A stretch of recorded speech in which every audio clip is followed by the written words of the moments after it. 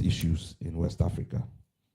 So at the beginning of this year, I led a delegation to Nigeria under the auspices of the West Africa Democracy Solidarity Network, WADEMOS, to undertake a pre-election assessment and a solidarity mission to support CSOs in Nigeria ahead of the elections in February.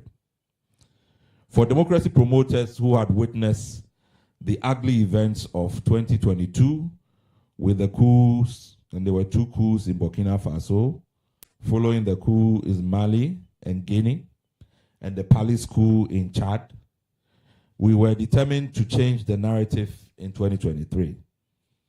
And I don't say this lightly.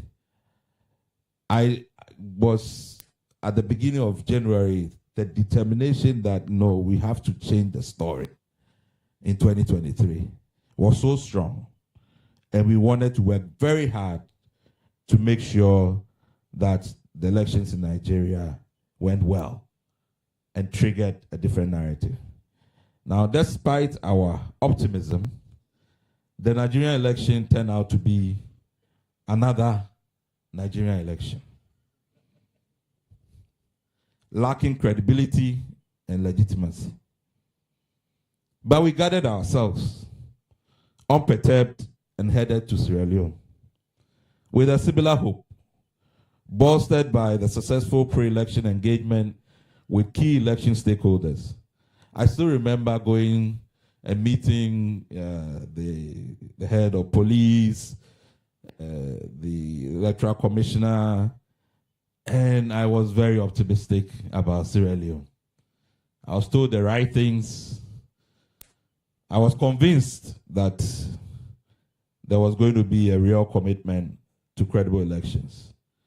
At the end of the election day, the collation process was marred by significant opacity and a declaration of a result that everybody, international and domestic observers, say is not credible.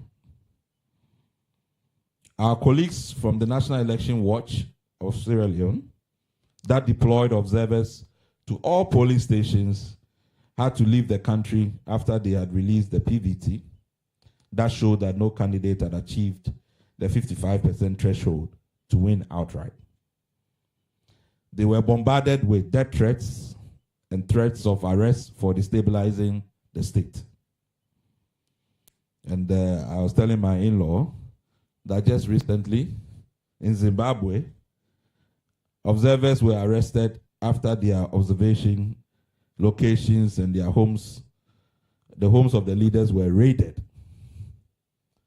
And their offense, that they looked like they were going to release results earlier than